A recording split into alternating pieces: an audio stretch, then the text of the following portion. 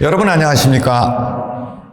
저는 지금부터 여러분에게 스터디 카페란 무엇인가, 그리고 그 특성, 운영법, 시설법 등등에 대해서 알기 쉽게 설명을 해드리고자 합니다.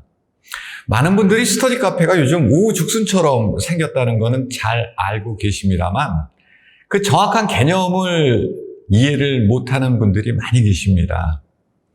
스터디 카페는 사실은 예전 독서실입니다. 그런데 독서실이 갈수록 시설비가 점점 높아지게 됐어요. 그 이유는 창업하시는 분들의 경쟁심도 있지만 상가 임대차 보호법이 몇 해 전만 해도 2년이었다가 그게 또 5년으로 늘어났다가 이제는 10년이 확보가 되었습니다. 세입자들 입장에서. 그러다 보니까 과거에는 2년 후에는 내가 주인이 나가라고 그럴지도 모른다. 건물 주인이 나보고 나가라고 그럴지도 모른다 싶어서 한 2년치 정도 장사할 만한 그런 시설을 했습니다. 그런데 이제는 10년이 되다 보니까 이게 사실상 거의 내 집이나 다름이 없게 됐어요. 또 인상률도 2년마다 5%가 상한선으로 법적으로 못이 박혔고, 그러다 보니까 새로운 신규 창업자들이 독서실뿐 아니라 모든 업종에서 시설 경쟁이 붙었습니다. 이제 이거 내 거나 다름없다라고 생각해서 어떻게 보면 창업자들에게 혜택을 주기 위해서 상가 임대차 보호법상 임대 기한을 늘리고 임대료 상한선을 정하고, 그런 것이 어떻게 보면은 창업자들을 옥죄이는 또 다른 수단 내지는 방도가 된 것도 사실입니다. 왜냐하면 예전에는 예를 들어서 5천만 원이나 1억이면 창업할 수 있는 수많은 업종들이 지금은 뭐 그냥 2억은 들여야 창업을 하게 됐어요. 다들 우리 집이거니 생각하고 시설을 과다 경쟁을 하니까. 자, 그런데 과거의 독서실은 교육청, 요즘은 뭐 교육지원청이라고 이제 좀 이름이 길어졌는데 교육청의 지도 감독을 받는 그런 구조였습니다. 그러다 보니까 시설은 굉장히 좋게 비싸게 많이 했는데 요금을 내가 마음대로 올려받지를 못해요. 그리고 교육청의 각종 비치해야 되는 서류라든가 지도 감독이 사실 상당히 좀 치밀합니다. 그러다 보니까 투자비는 뽑아야겠고, 그런데 요금은 올리는 거는 교육청에서 허가를 안 하고, 그래서 스터디 카페라는 변형체가 생긴 겁니다. 그럼 스터디 카페는 돈을 비싸게 받느냐? 그건 아닙니다.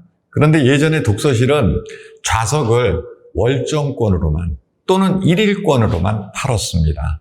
그런데 스터디 카페는 100시간권을 판매한다든가, 물론 월정권도 있습니다만은, 또는 뭐 최하 2시간권, 뭐 4시간권, 또는 100시간권을 끊어서 자기가 사용한 시간만큼 차감해 나가는 그런 각종 제도가 있기 때문에 좌석 회전율, 다시 말해서 한 좌석당 손님이 바뀌는 그 횟수가 굉장히 늘어나게 됐어요. 저희가 통계를 잡아보면 대략 한 2.4회 정도, 하루에 한 테이블에 손님이 2.4명 정도가 바뀌는 구조입니다.